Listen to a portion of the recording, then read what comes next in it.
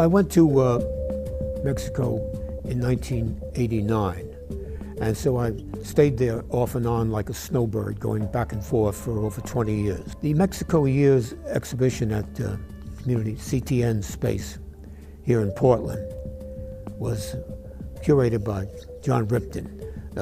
It was work that was really the heart of my painting experience, in which I was able to develop techniques that I was employing in my work, as well as to bring into focus the people, the land, and some of the history of Mexico. Convergence to me meant sort of like a coming together, and it also was part of a series of work I did in 2002, Aztec deities and the convergence, and the goddess Mother Earth in green and brown. Three large works, very large paintings, 50 by 30 in dimension, all vertical, and all done with chapapote or tar, which I was able to find a way to utilize to keep the brown tones into this particular body of work. The Convergence series, interestingly, is a series of 20. Out of this came these kind of mystical figures coming out of that chapapote, which he used, the tar in the background, which, you know, at the end of these paintings, he called them like they were a communion. So it seems to be what was happening here was a emergence from the background, from the earth itself, from the chapapote, these visionary figures that visit him, and he's trying to connect with them, to paint them, to make the image.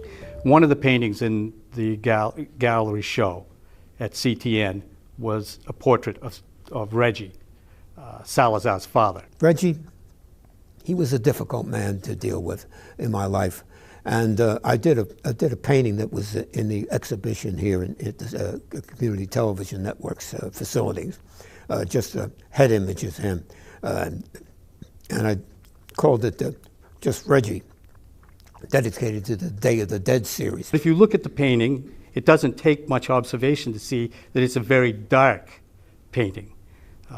The outline of Reggie is almost tentative and looked like it might have been done very quickly, and it's just lines around outlining his face, his eyes, his nose, his mouth. The eyes look a little distant, maybe a little sad. The background is this black or near black background, as I recall, and you get the feeling that Reggie is somehow falling into the blackness.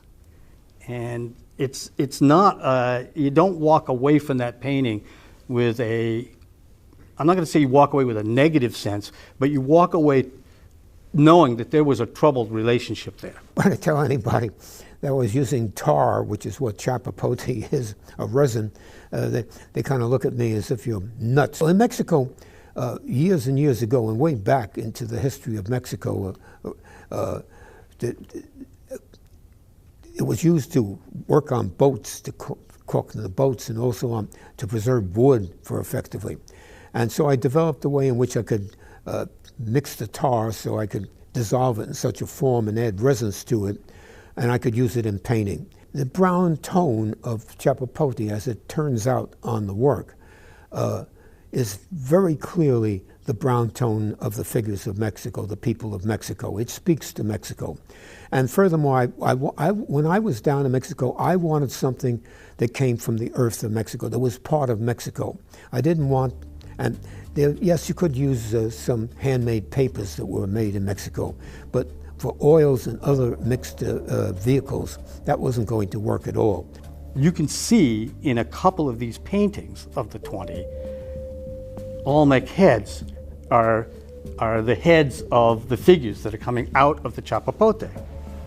So that connection to the Olmec, which is the mother culture of the ancient Mexicans, the first civilization in Mexico, in the area of Veracruz, where chapapote is found, that connection is solidified through the use of chapapote, through the outlines of these heads. So Roland was making a real connection with the Mexican past, and he was doing it through the earth. it was from the heart of Mexico because it boiled up near Veracruz, where most of it comes from. The land and to a Mexican is extremely important in their life. It's really where their true life is about. The landscape is connected to this earth and this attempt to understand the Mexican people on one level because it is landscape. But it's interesting when you look at the landscapes, there are landscapes that have a kind of almost like a structure to them that is abstract, but could also be the idea of fissures or plates moving against one another. And I think that that's what actually is operating on some level in his mind when he's painting these. You can find other landscapes that have an organic feel to the lines that almost look like human bodies lying on the landscape, like hills and mountains. He was seeing a story coming out of the earth. He was seeing a spirit and an energy coming out of the earth. Somehow we need to return to the earth, to consider our relationship with it in order to develop the kind of spirituality that exists between those who survive on the earth directly, like peasants, like the Mexican peasants, who will take care and cultivate it because they know what it means for them.